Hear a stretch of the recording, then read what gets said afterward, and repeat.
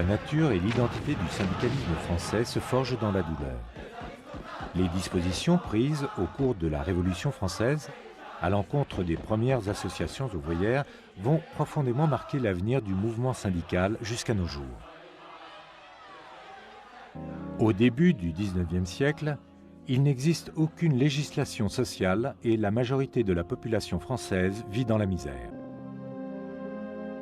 Pour se protéger et se défendre contre les aléas du monde du travail, différentes corporations mettent en place des sociétés de secours mutuels tolérées par l'État. À mesure que les conditions économiques se dégradent, les grèves, les bris de machines et les émeutes de subsistance se succèdent, et les sociétés de secours mutuels vont peu à peu servir de base à l'action de résistance, comme à Lyon en 1830. Déçus par l'instauration d'un cens et accablés par la baisse des tarifs, les ouvriers en soie, aussi appelés canuts, décident de réclamer une augmentation de salaire à leur maître. La révolte est écrasée au terme d'une répression sanglante. Malgré l'échec de ce mouvement, l'impact sur les mentalités de l'époque est énorme. Pour la première fois, un groupe d'ouvriers s'est massivement rebellé et de manière organisée contre l'ordre établi.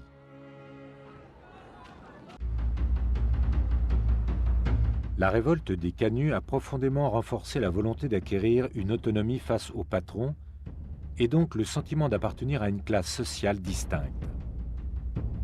Dès lors, un cycle de révoltes ouvrières et de répression commence. Très vite, les ouvriers sont de tous les combats et perçus à ce titre comme des instruments privilégiés pour causer la chute de Louis-Philippe en 1848.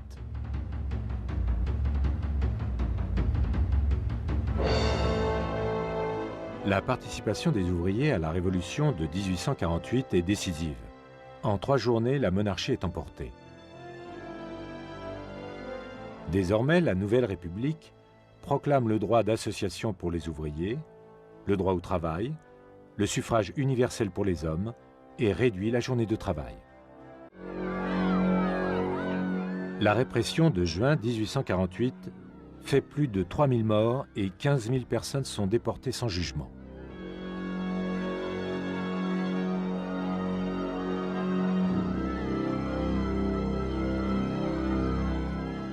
L'ouvrier organisé redevient suspect aux yeux de l'État.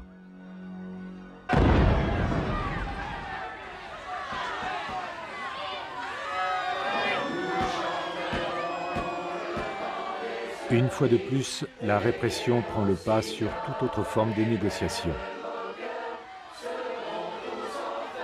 En quelques jours, près de 30 000 communards sont massacrés dans les rues de Paris. 20 000 sont emprisonnés ou déportés.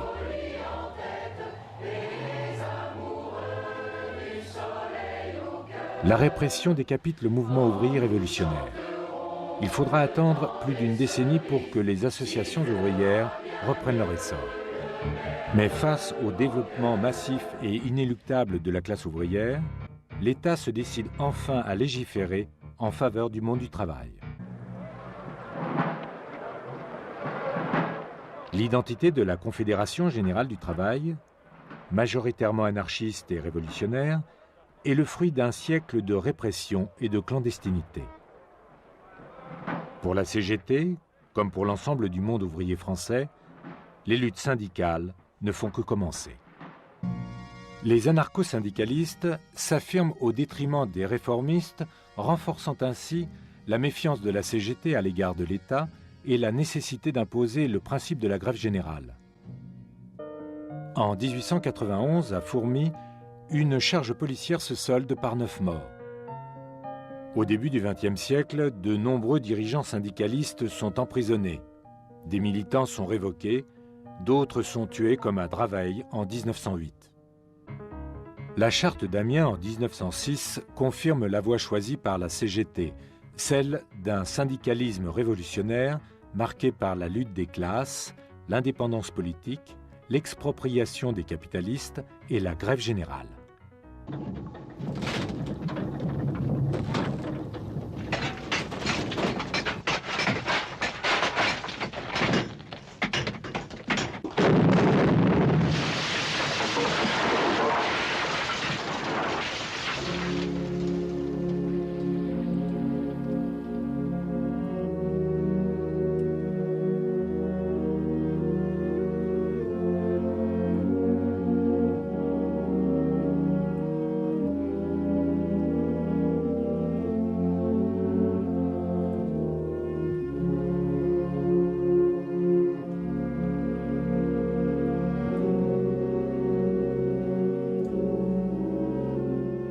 En 1906, la catastrophe de Courrières fait plus de 1100 morts. Elle provoque une grève générale des mineurs du Pas-de-Calais, pour qui les compagnies minières portent la plus grande responsabilité de cette tragédie. Soutenus par la CGT, les Gueules Noires déclenchent une grève générale. Plus de 60 000 mineurs suivent le mouvement, réclament une augmentation de salaire et le maintien des veuves dans leur logement. Paniquée, la direction en appelle au ministre de l'Intérieur, Georges Clemenceau, qui débarque à Courrières avec 20 000 soldats. La rébellion est matée en quelques jours à coups de crosse. 1911. Jean Jaurès, député du Tarn et directeur du journal L'Humanité, s'inquiète à l'Assemblée du spectre de la guerre qui plane sur l'Europe. 3 ans plus tard, le 31 juillet 1914, Jaurès, chantre du pacifisme, est assassiné. Paris se réveille en deuil. L'Allemagne déclare la guerre à la Russie et 2 jours plus tard, à la France. Le 4 août, 3 jours après la mobilisation générale, plus d'1 million de personnes assistent à l'enterrement de Jean Jaurès. Le gouvernement retient son souffle. Que va faire la CGT ? Léon Jouot, son secrétaire général, prend la parole et avec émotion déclare « Acculés à la lutte, nous nous levons pour repousser l'envahisseur. » Le syndicat se range aux côtés de l'État pour la défense de la nation. C'est l'union sacrée.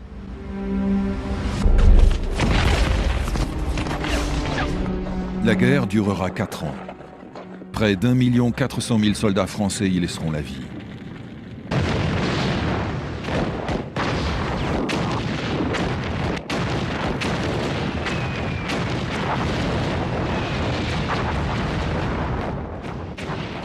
La Première Guerre mondiale fait voler en éclats l'équilibre fragile du syndicalisme français. Mais si l'ampleur des mobilisations a vidé les syndicats de leurs forces vives, la vie à l'arrière est de plus en plus difficile et les grèves réapparaissent dès 1916.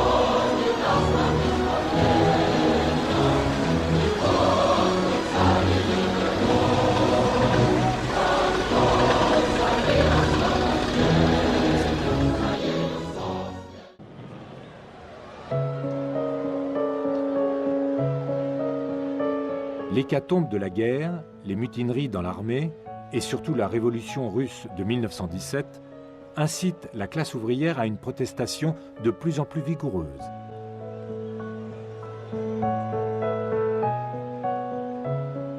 Au lendemain de la guerre, les adhésions syndicales se font par dizaines de milliers, mais l'état d'esprit des syndicats a changé. En 1919, la CGT reprend la lutte et brandit une vieille revendication. Les salariés, qui travaillent plus de 10 heures par jour, exigent la journée de 8 heures. Clemenceau craint un soulèvement révolutionnaire et cède aux grévistes. La loi instituant la journée de 8 heures est votée le 23 avril.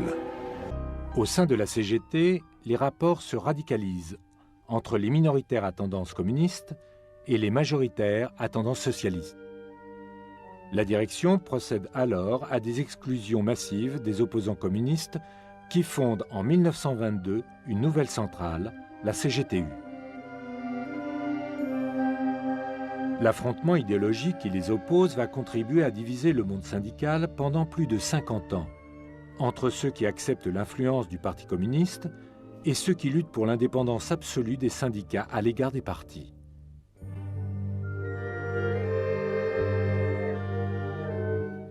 Dans le même temps, les syndicats se multiplient.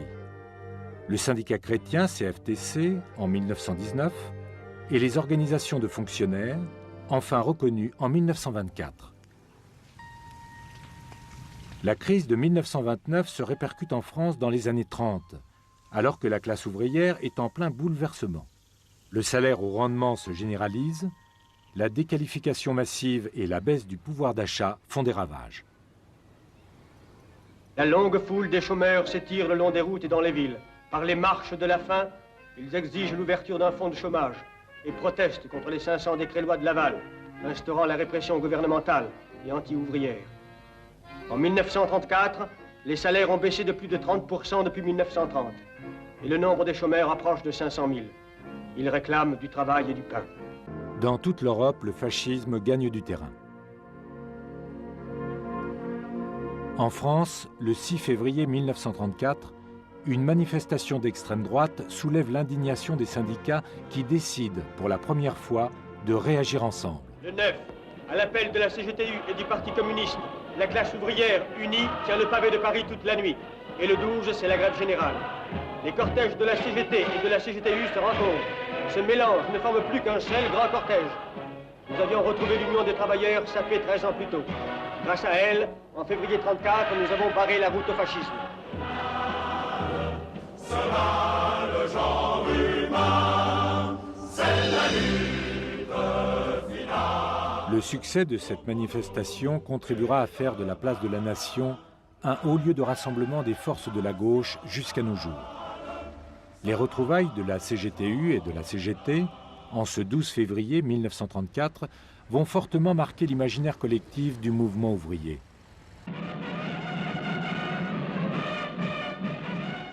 Quelques mois plus tard, la CGT et la CGTU se réunifient et les partis de gauche du Front populaire remportent les élections de 1936. La classe ouvrière prend alors conscience de sa force et se lance dans des grèves qui vont s'étendre à la France entière.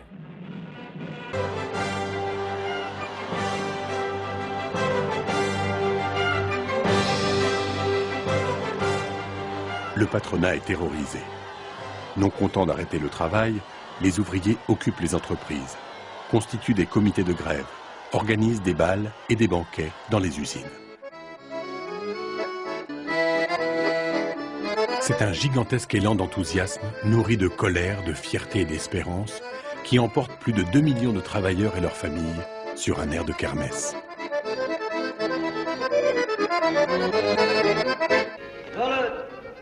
Rebelote et 10 donnés. Une usine occupée, c'est souvent la bagarre. Mais l'usine occupée, c'est toujours la victoire. T'as raison, le printemps. Alors voilà, je me suis dit, dans le fond, vaut mieux faire comme tout le monde et me syndiquer. Je vous félicite, monsieur Sébastien. Maintenant, l'usine est syndiquée à 100%. L'ampleur sans précédent des grèves et des occupations d'usines aboutit le 8 juin 1936 aux accords de Matignon entre la CGT, le patronat et l'État. Vous donnerez une augmentation de salaire supérieure à celle que vous nous avez proposée. Vous admettrez que les salaires de 80 centimes et d'1 franc de l'heure dont je vous ai parlé soient doublés, triplés et même quadruplés. Mieux, vous prendrez l'engagement d'appliquer scrupuleusement la semaine de 40 heures, avec le même salaire que pour 48 heures. Les congés payés, l'institution des délégués du personnel, les conventions collectives, toutes choses que nous demandons au président du Conseil de faire sanctionner par des lois. Non dans des mois, mais dans les semaines qui viennent. Aucune sanction ne sera prise et par conséquent, les journées de grève seront payées intégralement. Le succès des grèves de 1936 entraîne une croissance exceptionnelle des effectifs syndicaux et des revenus de la CGT. Pour la première fois, le syndicat peut offrir à ses adhérents toute une série de services sociaux. Pourtant, très vite, le gouvernement de Léon Blum chute et en 1938, les décrets-lois d'Aladier remettent en cause les 40 heures. En riposte, la CGT lance une grève générale le 30 novembre 1938 qui débouche sur un échec retentissant. La répression est immédiate. Des dizaines de milliers de grévistes sont licenciés, poursuivis ou sanctionnés. Le mouvement syndical se lézarde et les tensions internationales confirment la crise. Après la signature du pacte germano-soviétique qu'ils approuvent, les communistes sont exclus de la CGT. Peu de temps après, la guerre éclate. Le 16 août 1940, les confédérations sont dissoutes par un décret vichysois et de nouveau, les syndicats entrent en clandestinité, mais aussi dans la résistance. En 1943, les anciens de la CGTU et de la CGT, fortement impliqués dans la résistance, décident la réunification syndicale dans une nouvelle CGT clandestine. Elle retrouve vite son efficacité dans l'action.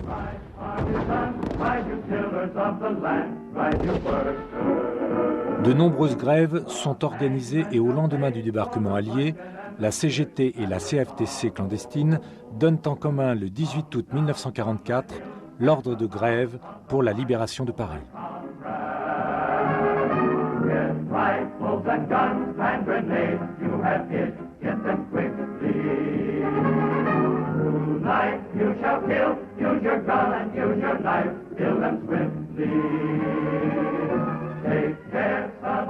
Au lendemain de la guerre, les confédérations syndicales sont rétablies et occupent désormais une place plus importante qu'avant le conflit, à la mesure de leur participation à la résistance.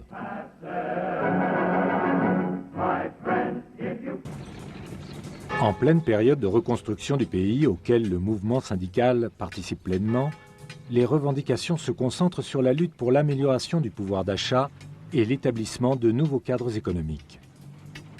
La pression des syndicalistes permet ainsi de rétablir ou d'obtenir des transformations fondamentales. Le droit de se syndiquer reconnu pour tous, le droit de grève, la mise en place des délégués du personnel, la création des comités d'entreprise, des nationalisations en série et enfin l'établissement de la sécurité sociale.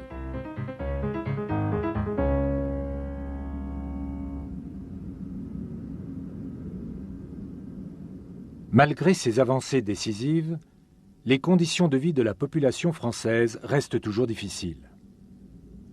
La pénurie et la hausse des prix avivent le mécontentement ouvrier. Dès 1947, les grèves sont incessantes et prennent une ampleur insurrectionnelle. Toutes les armes entrent en action. Les mitrailleuses crachent. 2 hommes meurent sous les balles.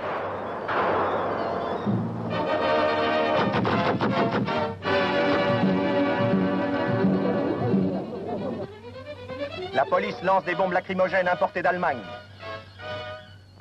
Malgré l'intensité des grèves, les résultats sont minces. C'est un échec pour l'ensemble du mouvement ouvrier. Le plan Marshall servira de prétexte pour réveiller les clivages d'avant-guerre au sein de la CGT. La majorité, sous influence directe du Parti communiste, rejette le plan Marshall et se heurte à l'opposition des minoritaires, qui défendent l'indépendance du syndicat à l'égard des partis. En 1948, les minoritaires quittent la CGT et fondent la CGT Force ouvrière. En pleine période de guerre froide, les débats sur les guerres coloniales vont fortement mobiliser les forces syndicales et entretenir les divisions. L'Indochine, puis la guerre d'Algérie, monopolisent leur attention pendant toutes les années 50. La CGT milite pour l'indépendance de l'Algérie et organise de grandes manifestations pour la paix. L'une d'elles, le 8 février 1962, se soldera par 8 morts suite à une charge policière.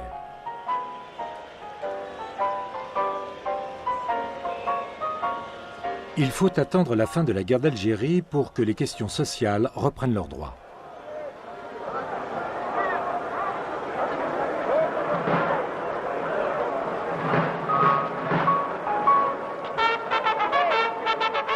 Malgré des avancées décisives, comme la création des ACDIC et de l'UNEDIC, de nombreuses corporations luttent pour l'amélioration de leurs conditions de vie, en particulier celles des mineurs, en 1963.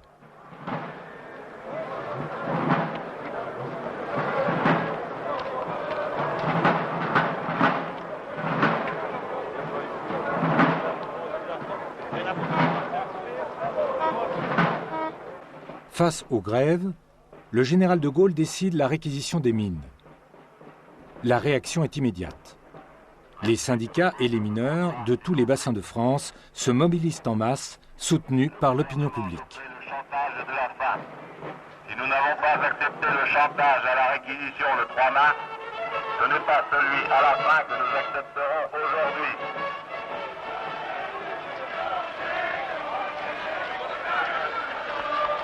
Cette manifestation d'une extraordinaire puissance va obliger le gouvernement à reprendre les pourparlers.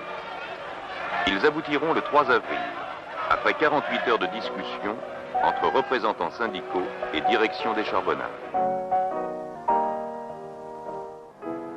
Peu après le succès de la grève générale, la CFTC, qui a pris une part importante dans le mouvement des mineurs, s'engage dans une transformation historique. Une large partie de ses adhérents ne souhaite plus faire référence à la doctrine chrétienne. En 1964, un nouveau syndicat voit ainsi le jour, la CFDT, dont l'objectif est de devenir plus autonome, plus moderne et plus puissant.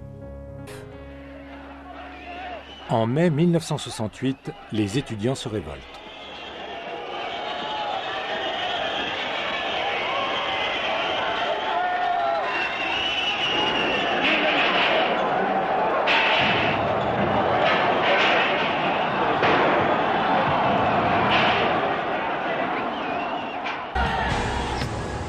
Mai 68 s'embrase, et dans la nuit du 10 mai, Paris vit de véritables combats de rue.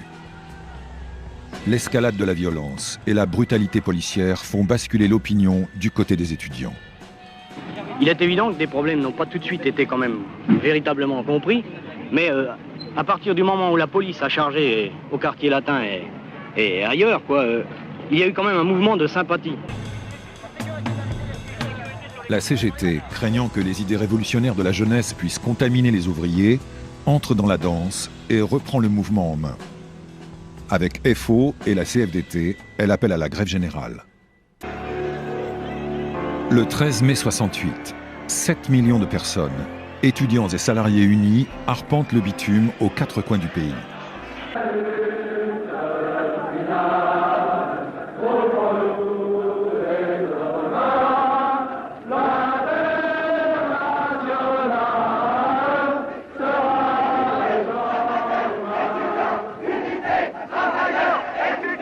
La manifestation du 13 mai marque le point de départ d'un mouvement de grève illimité et inattendu. Les étudiants occupent les universités et toutes les catégories socio-professionnelles font de même dans les usines, les bureaux et les entreprises. La grève avec occupation d'usines est adoptée à l'unanimité d'une voix. Régler les comptes en faire avec le patronat et les satisfaction aux légitimes revendications que nous exprimons depuis 10 ans nous ont toujours été refusées.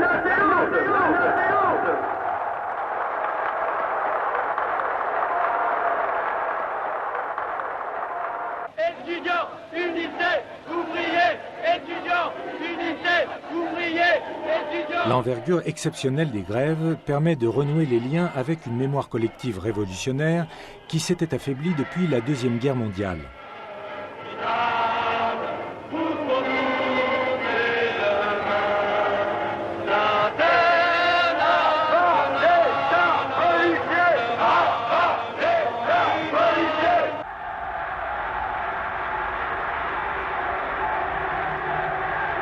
Les mouvements sociaux de mai-juin 68 ont déstabilisé la Ve République. Malgré quelques avancées sociales, le chômage augmente et la solidité de la croissance économique commence à être remise en cause. Dès lors, les grèves se multiplient et s'étendent à tous les secteurs économiques. À l'automne 1973, le conflit LIP a déjà pris une ampleur exceptionnelle. Unis contre le plan de restructuration que veut leur imposer une firme suisse, les employés de chez LIP ont entrepris une forme de lutte syndicale, démocratique et innovante.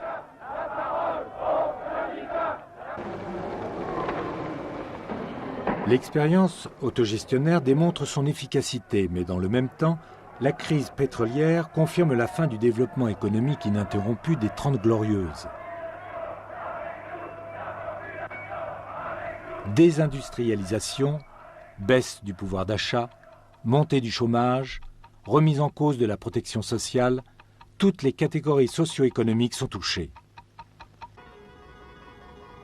Le conflit libre tourne la page des grands mouvements sociaux, initiés en mai 68 et marqués par le sentiment qu'un changement de société était possible.